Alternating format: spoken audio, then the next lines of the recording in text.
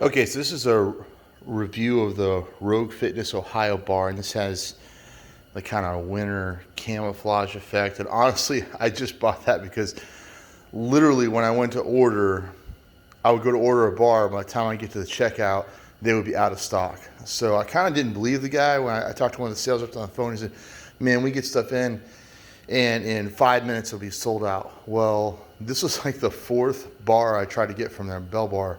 I tried to get, and when I finally just like clicked ship, I was like, you know, awesome. So I was pretty excited. So even though it costs a little bit more for the color scheme versus like a standard bar that might just be black or red, I was fine with that.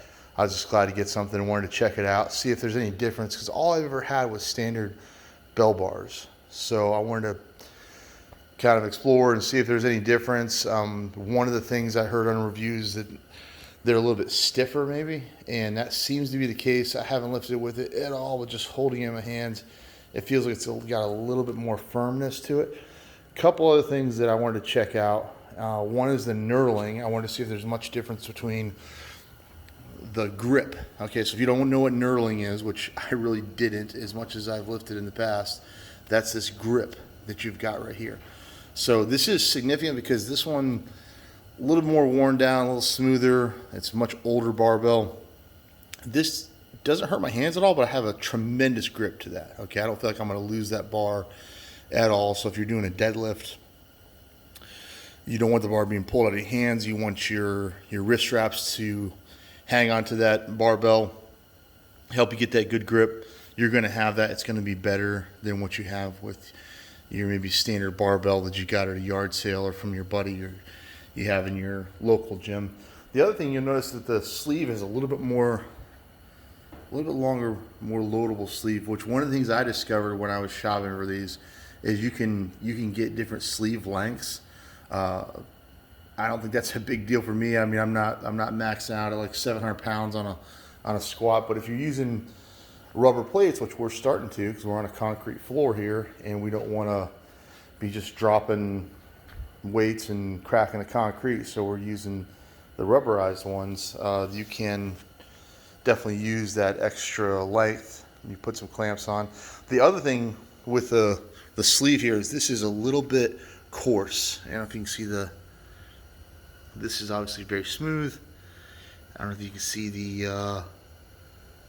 maybe right there, but you can see how it intentionally has a little bit more of a coarse surface, so your weights shouldn't start to slide off as you're doing maybe multiple reps on a deadlift. Or some of the kids we have, we're teaching them how to lift and they're just for the first time they're a little shaky. That weight's going to stay on there a little better.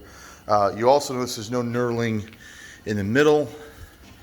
It's kind of cool how it has that Rogue name right there. I'm curious how long that's going to stay on. That feels almost like more like a sticker, but it shouldn't see a lot of action there other than when we're squatting, which I want to get a Rogue squat bar that has the knurling in the middle. It weighs, I believe, 50 or 55 pounds, so it weighs a little more, and it's a little thicker. So I noticed this one is about the same thickness as my other bar. And again, when you're buying bars, you can get a different diameter depending on what you're looking for. So the deadlift bar that Rogue sells actually has a thinner diameter, and it's longer, so the overall length of it is longer, so you can load up more plates, and I guess somehow that's a little extra helpful.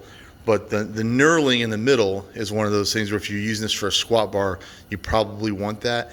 In the case of my kids, they don't like how it feels. You see how they'll put on like these different plates, and they don't like how that feels in their back. So maybe not having the knurling when they're at a pretty lightweight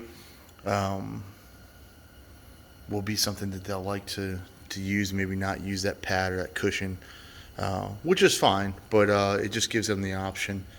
So, but I'm looking forward to trying out the squat bar and seeing how different that compares to these two.